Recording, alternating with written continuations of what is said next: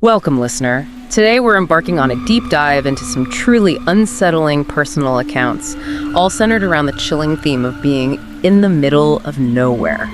We've gathered a fascinating stack of narratives, real experiences, shared by real people that will definitely challenge your perceptions of safety and isolation. Indeed. And these aren't, made-up stories. They're raw, unfiltered moments. People find themselves confronting the unexpected, often in really remote or vulnerable spots. Our mission today, really, is to unpack these stories, not just for the thrill factor, but to understand the nuances, the encounters, and the impact they had. And what these stories really show, I think, is how middle of nowhere isn't always just geography. It can be a state of mind, right? A circumstance, even a relationship where everything you thought was solid just disappears. That wider definition is exactly it, isn't it? That's what makes these so powerful. It messes with our assumptions about where danger really is. You're going to hear about, everything. Terrifying roadside encounters, weird natural stuff, even that psychological middle of nowhere inside relationships. Okay, let's get into it. So, first up, we have a young guy. Gap year adventure, inspired by Jack Kerouac. On the road, he decides to hitchhike across the U.S. His parents, they had absolutely no idea. Okay, so the setup. He's traveling through southern Missouri. It's getting dark. An elderly gentleman drops him off on this road, truly the middle of nowhere, hardly any cars. And at first, there's this truck driver who starts messing with him, like a playful thing, but annoying. He keeps lurching the truck forward a few yards just as the hitchhiker gets close, then stops again. But then, flips. The driver waits till the narrator is right at the passenger door, then just floors it, screeches away. Our narrator, totally fed up, makes the split-second decision, gives the guy the finger. He thought, what's the worst that happens? Some yelling. Right, but this time, right. It wasn't just yelling. No. The driver absolutely lost it. It's incredible how fast that switch flips, isn't it? From annoying prank to, potential murder attempt. I mean, how does that even happen? Exactly. The narrator sees the truck making a three-point turn. Oh, man. And it's accelerating. Straight at him. So now he's running for his actual life. Totally. Cuts into a field. The truck just follows, plows right after him. He runs across the road. There's a metal fence there. And the truck goes right through it like paper. He said he could feel the heat from the engine on his back. His legs are burning. He knows if he trips, that's it. Oh, pure terror. So how did it get away? Well, he had this moment of clarity, sputtered to turn off ahead. He sprints, cuts off the pavement, dives headfirst into this ravine. Smart. Yeah, and crucially, switches off his headlamp, hides under some fallen logs and stuff. But the driver wasn't giving up. He called him this crazy redneck. The guy had a spotlight mounted on his truck. Oh, like a hunting spotlight. Yeah, and apparently it lit up the woods like it was daytime. He spent hours searching, sweeping that light back and forth. The beam passed right over his hiding spot more than once. Unbelievable. Just waiting there, terrified. He heard the engine finally rev up and tires screech around 4 a.m. The guy finally left. The psychological fallout from that must have been immense. Oh, completely. He stayed hidden until way after sunrise. Actually fell asleep from pure exhaustion, even though he was still terrified. He avoided roads for a whole week after that. And it still affects him. Says it still haunts his dreams sometimes. And zooming out, it just shows the absolute vulnerability, doesn't it? Hitchhiking, isolated places, the usual rules, the social contract, it just evaporates. There's no accountability out there. It's a really chilling reminder that, your assumptions about how people will behave, they don't always hold up when you're truly off the map. Yeah, truly chilling. That story really hits home the immediate physical danger of isolation. But okay, what about when the middle of nowhere isn't just an empty road, but like a huge wilderness that seems peaceful, but isn't? Our next count is from a military discharge. He was finding solace, kind of a rebirth, he said, in nature after struggling with adjusting back to civilian life. Made these little escapes into the woods. So he started staying close to home, but then he started craving new places. Found this big area of forest apparently used by dirt bikers and ATV riders. He specifically waited for colder weather, thinking, okay, less traffic, more solitude. Makes sense. Looking for peace and quiet. Exactly. And he's setting up camp near a creek, and he spots it. An old shack, windows covered with burlap, which looked kind of recent, and really fresh, big tire tracks nearby, like from an SUV or something. Okay, so immediately, that's a bit off, right? Burlap windows, fresh tracks in a supposedly quiet spot. Right. Then he notices 2 padlocks on the front door. 2 padlocks, okay. And just then, he hears a truck. A white Silverado pulls up. Oh, wow. Timing. Yeah. 2 guys get out, they've got carbines, wearing body armor. Whoa, okay. This is serious. They stand guard while a third guy unlocks the door. The narrator immediately thinks, cartel business. And pure terror hits him. He realizes he's trapped, path to safety blocked by, as he put it, a group of potential heartless killers. That feeling must have been paralyzing. I mean, what do? You're out there for peace, and you stumble into that. Yeah. He mentioned having a handgun, right? A SIG. Yeah, on his hip. But against guys with rifles and armor, pointless. Probably more dangerous to even try. And he's thinking about his family. Yeah, he said that was the worst part. Thinking about them if he didn't make it back. He knew, logically, the only option was stay hidden, stay silent, wait it out. He said it felt like forever, but it's probably about an hour. The men finally came out of the shack. One was carrying 2 big duffel bags. They got in the truck and drove off. And he just booked it. Instantly. As soon as they were gone, he grabbed his stuff, jumped on his quad, and just gunned it back towards civilization. Didn't stop. But then, he did something pretty brave, I think. He drove his truck straight to the sheriff's office. Really? Yeah.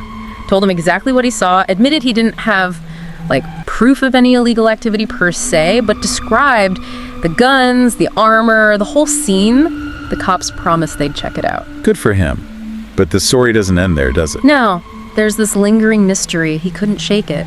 Curiosity, maybe? Yeah. Or just needing closure? Probably both. 9 months later, he went back. The shack was gone. Not just gone, but burned to the ground. Only little bits of metal, some charred furniture left. Wow. So whatever was happening there, someone made sure the evidence disappeared. Thoroughly. Exactly. Left him wondering, what happened to those guys? What were they doing? It really highlights how some things you encounter out there, they just stay mysteries, the answers vanish, sometimes literally like the shack itself, leaves you with just questions. Yeah, an unsolved, unsettling mystery. So, from the wild, let's shift gears. We're going to a different kind of middle of nowhere now, the kind you can find smack in the middle of a huge city. Urban vulnerability, foreign country. This narrator was in Mexico City back in 2002. Big business meeting. Feeling good, work stuff was looking rosy, he said. But he thinks he made a mistake early on. Maybe the mistake. Tipped a hotel clerk $50. A big tip back then. He became convinced later that the clerk sold me out. That's a chilling thought, isn't it? That someone you interact with casually could set you up. Yeah. So he gets a taxi to his meeting. Driver agrees to wait. The meeting goes well, but he said it had a slightly darker edge than he expected. Then leaving the meeting, back in the taxi, The taxi stops dead, slams him forward. He's initially just angry, cursing at the driver. Standard reaction. Right. But then he looks up. There's another taxi blocking them in front. And a guy pointing a gun right at his face through the window. Oh my God. Instant shift. Business trip to armed robbery. Exactly. The gunman demands money. He gives it up quick. But inside, he's just praying, please don't notice the watch.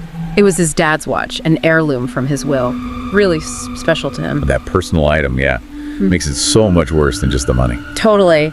But then the gunman yells, watch, in broken English. Ah, no. And the narrator says he stupidly yanked his arm away.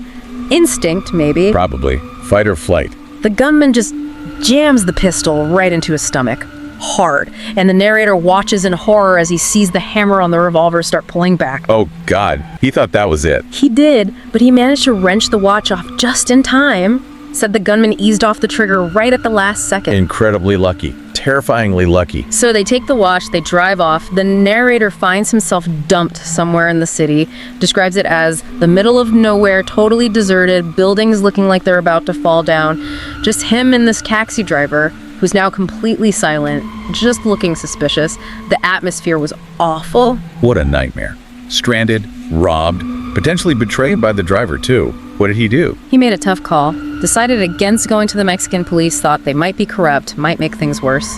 He figured, cut his losses, get out of Mexico. Probably wise, unfortunately. Before leaving, though, he confronted that hotel clerk.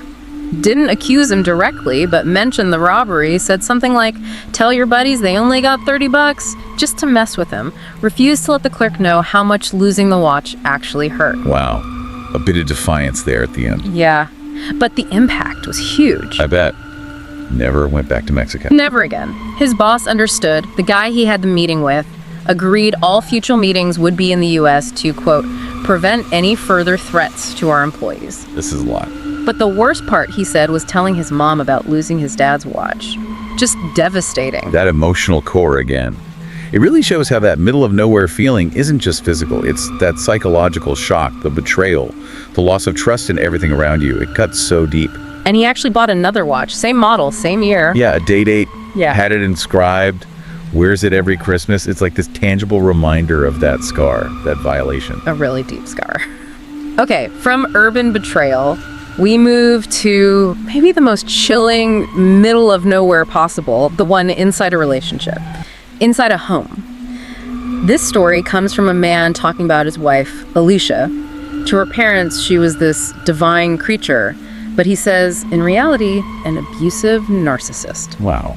It's a stark contrast. Yeah. He talks about their long history, how devoted he was, followed her to community college even though he got into Stanford, did all her homework, drilled her for tests. She, meanwhile, just bounced between dead-end jobs. It's a very one-sided dynamic from the start, it sounds like. Very much so. Then they had 2 daughters. His job teaching high school and coaching wrestling meant he was away more. Alicia started accusing him of having an affair. Baseless, he says, but it went on for nearly 6 months. Constant accusations. That must have been incredibly stressful, poisoning the atmosphere at home. Absolutely. But then, suddenly, the accusations stopped. Cold. They had this great day together with the girls, wonderful dinner. And then, really weirdly, Alicia tucked him into bed. He said she'd never even done that for the kids. Ooh, that sudden shift to niceness after months of accusations. Yeah. That's unsettling in itself, like the calm before the storm. Exactly what it was. He woke up later that night, sharp pain in his chest, a pounding feeling, sees this blurry shape on top of him banging on his chest. Oh no. As his eyes focus, he realizes it's Alicia. And she wasn't banging, she had been stabbing me. My God. In his own bed. Yeah. He described this desperate fight, summoning all his strength to push her off. Felt this wetness on his chest. She kept trying to get back on top of him. He felt like his legs were moving through mud. Realized later she must have drugged him earlier. Drugged and then attacked. Calculated. He managed to sling her off onto the floor, said he impulsively hit her twice across the chin, just enough to knock her out cold. Self-preservation kicking in. Understandable in that moment. Utter chaos. Total chaos. He grabs a phone to call 911. His oldest daughter wakes up from the noise, sees the blood on his chest. He quickly lies, says he spilled ketchup or something, tells her to go back to bed. Trying to protect her even then. Yeah. Alicia starts coming to, tries to get away. He manages to lock himself in the hall bathroom while waiting for help, but he was losing blood fast, says he just blacked out. Incredible he survived. What happened next? Woke up in the hospital, found out that when the police arrived, Alicia had apparently tried to rush them with the knife. They shot her. She survived. Yeah. Ironically, she was recovering just down the hall from him in the same hospital. His girls were safe with his parents, thankfully. And legally. Alicia eventually took a plea deal, got 15 years. His parents were amazing, helped him raise the girls. He changed his work situation, got a regular 9-to-5 teaching job. What's really striking about this account, though, is his perspective now. He still seems to have some empathy for her. It's complex, isn't it? He says he believes she suffered the most because she was separated from her daughters. Talks about the constant physical pain she had from her injuries from being shot. Wow, after everything she did. Yeah, and he mentioned she passed away from COVID-19 just as she was nearing the end of her sentence. It really highlights that deep, tangled, middle of nowhere of a relationship like that. The damage, the trauma, but also these incredibly complicated residual feelings, even compassion. It's profound. Absolutely profound. Okay, shifting from that intensely personal trauma, our next story takes us into the middle of nowhere of guilt and conscience. This one's an anonymous confession. The narrator starts by saying he's just turned 36 and he just can't hide anymore. From his prior bad actions or the indescribable level of guilt he carries, says his fear of prison is huge, but losing his family, that would be a fate worse than death. Setting a pretty heavy tone right from the start, he feels trapped by his past. Definitely. He traces some of it back to his childhood. Says his father is basically just a wallet, merely existed as a financial resource, no real emotional connection. Left him with this feeling of emptiness most of his life. That emotional void seeking to be filled, perhaps. Seems like it. He left home for college, quickly fell in with these 2 guys, Mike and Kevin, at a local dive bar that served them even though they were underage. And he just dove right into the deep end. Alcohol, drugs, not just weed, but harder stuff. For the next 14 years. 14 years is a long spiral. Yeah. Got kicked out of college, started selling coke, ecstasy. Partying was his whole life. And addiction, well, it famously erodes your moral compass, doesn't it? It warps your judgment. Where did it lead him? He describes the specific incident. He was out on one of his booze and dope-filled binges with Kevin. They run into this other guy from their neighborhood, a few years younger. The guy gets drunker and drunker and starts getting really verbally aggressive. Okay, so tension's rising, fueled by alcohol. Right. And he and Kevin make this decision, not to kill the guy, he stresses that, but to give him a butt-kicking he'd never forget. A calculated act of violence planned out. Yeah. They tell the guy they know where to get some coke, lure him out to this quiet place, middle of nowhere, of course. The setup. And then they just beat him, brutally. He says, I believe I was the first to hit him. After that, no one was keeping score. Went on for about 5 minutes. He makes a point of saying they didn't kick him in the head, though. As if that makes it significantly better. Right. They left him there battered. Said he was still breathing, but there was this rattle sound in his throat. They leaned his body against a tree. And chillingly, he says they thought it was so funny at the time, leaving him out in the middle of nowhere. That detachment is horrifying. Yeah. The lack of empathy in that moment. Completely. But the next day, he says, the horror hit him. Hard. What did he do? Got high to forget about it. And for years, that night just became a mere blip in his ongoing addiction. Suppression. Burying the guilt. Until he ended up in jail, which he calls, ironically, a godsend because it forced him to get sober, forced him to actually face his problems, face himself. And sobriety brought it all back. Sharper than ever. He says after 4 years clean, the truth of that night became more transparent by the day. Started having nightmares, reliving it, waking up soaked in sweat and screaming. The guilt finally catching up, demanding to be heard. Exactly, which led him to write this anonymous confession. Says telling his wife is just impossible. And the core of that guilt now, the thing that haunts him most. It's the not knowing. He doesn't know if that young man survived the beating, and he's terrified to find out. Terrified to search for news reports or anything. Believes that if he knew for sure, especially if the guy died, it would probably drive me to make an irrevocable choice. Suicide, presumably. Wow. So he's trapped in this awful limbo. This self-made middle of nowhere of perpetual uncertainty and crushing guilt. A prison of his own making, fueled by addiction and one terrible night. That's a heavy burden. A truly heavy burden. Okay, from that moral abyss, let's explore a different kind of middle of nowhere, an environmental mystery, something inexplicable in nature. This next story comes from a hunter writing in the late 90s. He's in the upper Midwest near the Canadian border, loves the woods, the quiet, the hunt, even though age and health issues were starting to limit him. Setting the scene, an experienced outdoorsman knows his territory. Right. He describes his routine. Heads out before dawn, sits by his favorite tree, maybe he does a bit of tracking. One day, he's in an area that had only recently been open to hunting, and he stumbles upon a small lake. He'd never seen it before. Felt like maybe he was the first man to hunt this land in God knows how long. That sense of discovery, finding something untouched. Exactly. But then it gets weird. It was an unusually warm day for the season. He dips his handkerchief in the lake water to cool his face, and notices this strange smell. Uh-oh.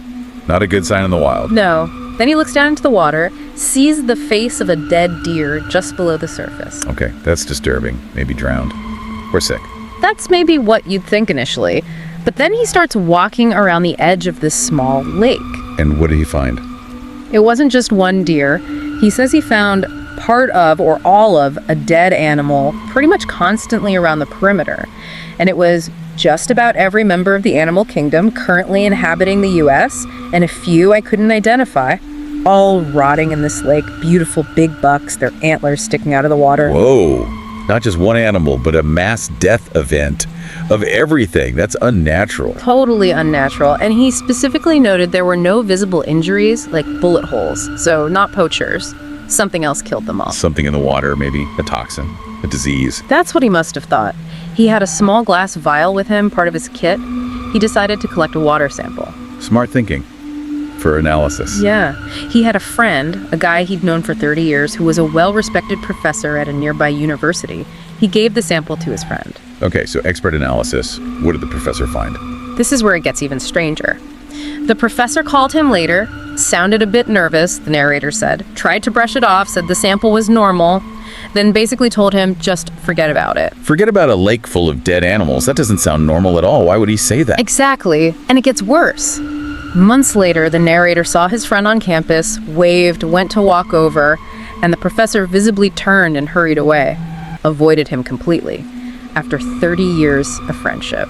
Okay, that's seriously weird. The professor clearly knew something or suspected something and was scared. Scared enough to ditch a lifelong friend. What was in that water? You don't know, and the narrator didn't push it then, but the story has one more twist. Go on. 3 years later, he went back to that same spot to find the lake. The massive pond or lake was gone. Gone. How does a lake just disappear? Vanished. He said you could see small signs of the area past if you looked really closely, knew what to look for. But otherwise, it was just woods. He even checked his map, which showed the lake was supposed to be there. He was definitely in the right place. So someone didn't just want the animals forgotten. They wanted the lake itself gone. That was his conclusion. It must have taken a lot of organization and equipment to fill in a natural lake in the middle of nowhere. And as he put it, even more talent to make it look like it never happened. Unbelievable. A cover-up on an environmental scale? What could possibly warrant that? He never found out. He struggled with it, obviously. The unexplainable event, losing his friend over it. The chilling realization that somebody somewhere wanted that cursed body of water to be gone and forgotten. He wrote this down near the end of his life. Yeah, describes himself as a sick old man with no one left to tell my story. He left the account in an envelope, hoping someone would find it, begging them not to make his mistake, not to ask questions. His advice: keep your mouth shut and play nice. Wow, that's a chilling final message. The middle of nowhere here isn't just the woods. It's stumbling onto a secret so big, so potentially dangerous, that someone has the power to literally erase it from the map. And the fear that creates, it lasts a lifetime. A truly disturbing, unsolved mystery. Okay, our final deep dive for today. This one happened in the summer of 2015, southwestern state. A legal assistant working late, leaving the office, and she's abducted. Abducted, just like that, off the street. Just like that. 2 men, ski masks, jump out of a van, grab her up in fabric bag over her head, zip tie her hands, throw her in the back. She said the whole thing took maybe 30 seconds. Terrifyingly fast, professional almost. Yeah. Then silence in the van, until the captors start talking to each other. In Spanish. Okay, and she understood Spanish. Only very little, she said, but enough to know they weren't talking to her. She started desperately pleading for her life, saying she couldn't identify them, didn't understand Spanish, just wanted to live. Bargaining. Trying anything she could. Total panic. Then, something even stranger. She hears someone else breathing in the van. Not the 2 captors.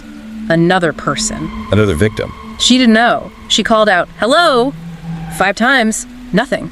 Then a voice, clear English, American accent probably, just snaps, "Shut up."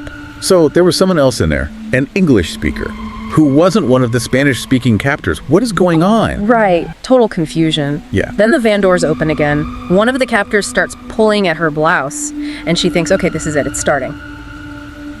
The assault.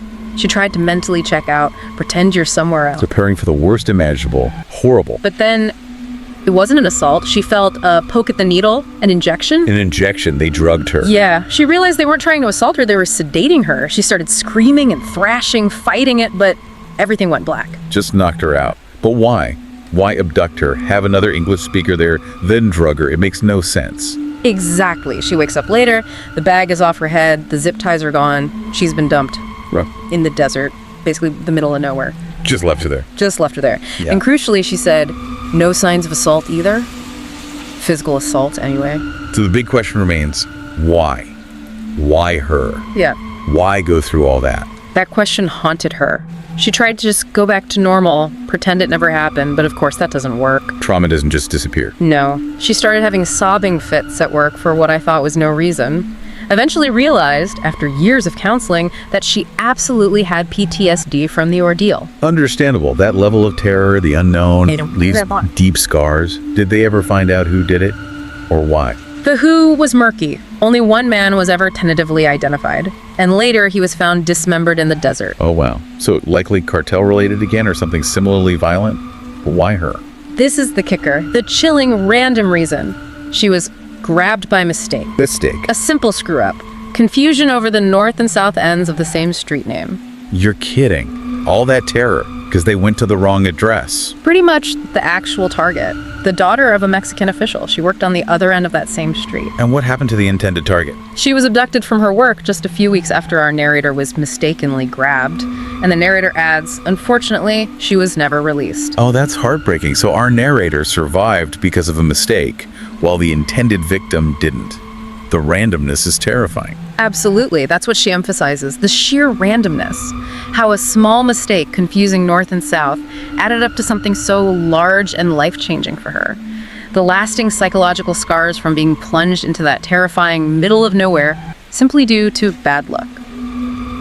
So we've heard these stories, pretty harrowing stuff. What does it all really mean? We've gone from empty roads, dark woods, to the isolation inside a marriage, even inside your own guilty conscience. Each one, in its own way, just hammers home how fragile safety can be, how unpredictable life is. Absolutely. And if you connect the dots, what really emerges is that vulnerability isn't just about being physically alone, is it? It's about trust, breaking down trust in strangers, trust in institutions, trust in loved ones, even trust in yourself. It's about corruption, moral failings, hidden dangers. The real aha moment here maybe is realizing the middle of nowhere is less about a spot on a map and more about that moment of profound, unexpected exposure to danger, to a disturbing truth, to the limits of your own control. Yeah. These stories really force you to think about the secrets the world holds, right? The stuff that's terrifying or just plain weird, existing just outside our normal view. Which brings up, I think, a really important question for you, the listener. We live in a world where normal situations can flip in an instant, where that middle of nowhere feeling can show up anywhere in so many forms. So what unexpected truths might be hiding just under the surface of your own life, your own perceptions? What are you really prepared for? And if you found yourself in that middle of nowhere, however it manifested, how might it change your understanding of everything?